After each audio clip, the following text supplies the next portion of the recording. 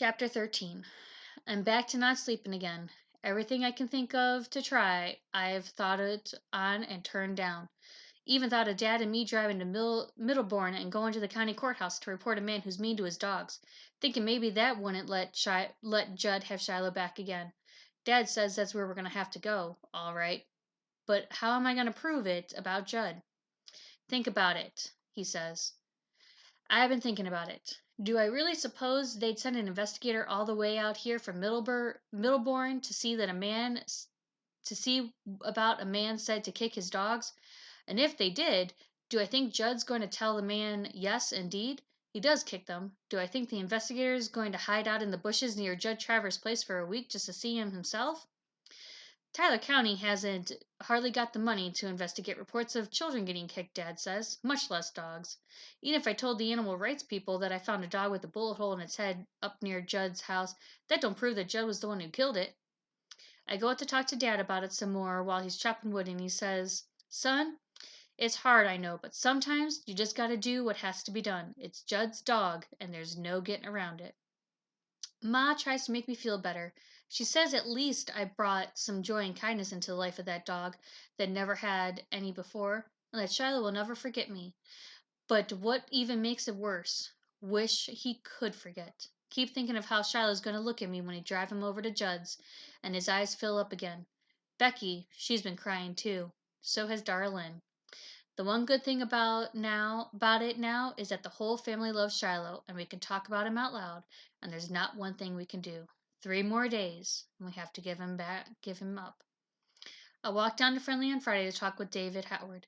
David feels almost as bad as I do. I hardly finished telling about Shiloh's, and he got tears, and his eyes were ready.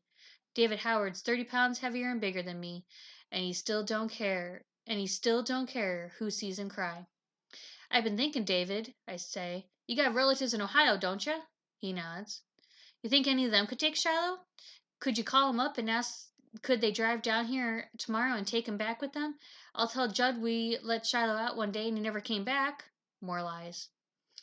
But David's shaking his head already. It's only Uncle Clyde and Aunt Pat, and she's allergic to dogs, and they had one once and had to give him up. On the way back home, I'm thinking about some place real good I could hide that dog. The old gristmill, maybe, up by the bridge. The door is padlocked, and it don't take much to get in, 'cause the top of the building's open where some of the roof's blown away. I bet I could hide Shiloh in there for 10 years, and he'd never make a sound. But what kind of life is that? Couldn't never take him anywhere except after dark. Even then, he'd probably be close to Judd's place. The other dogs would probably sniff him out.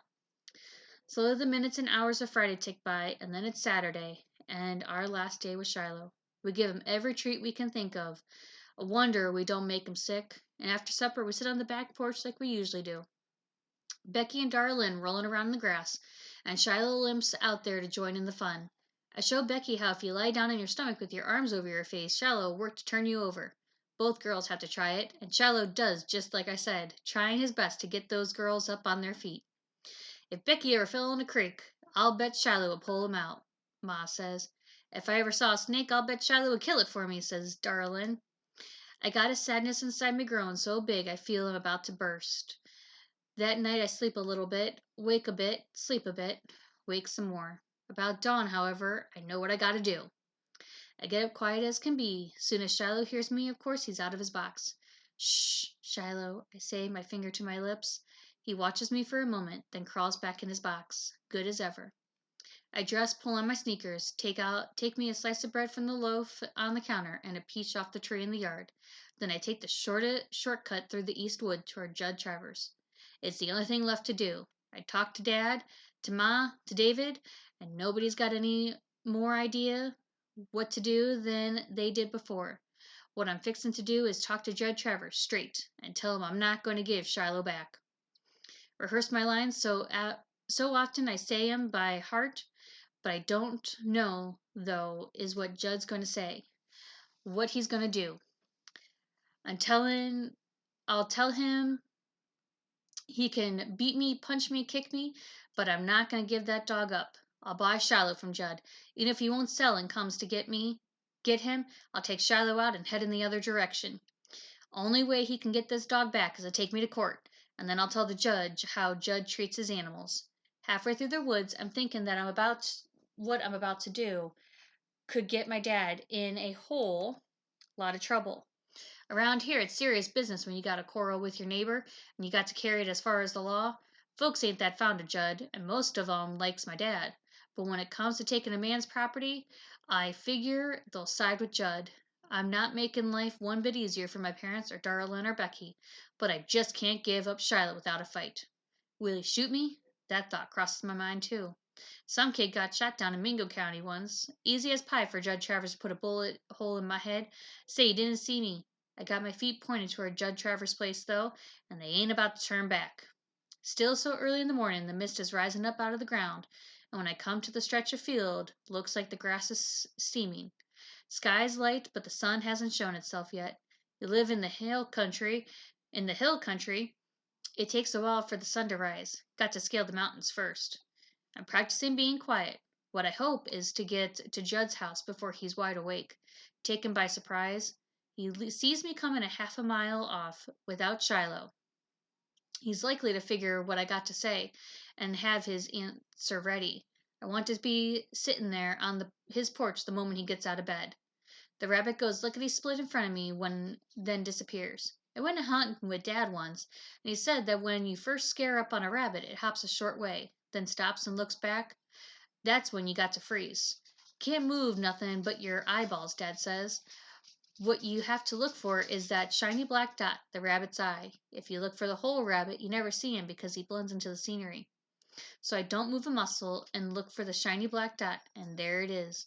I wonder what's going on inside that rabbit.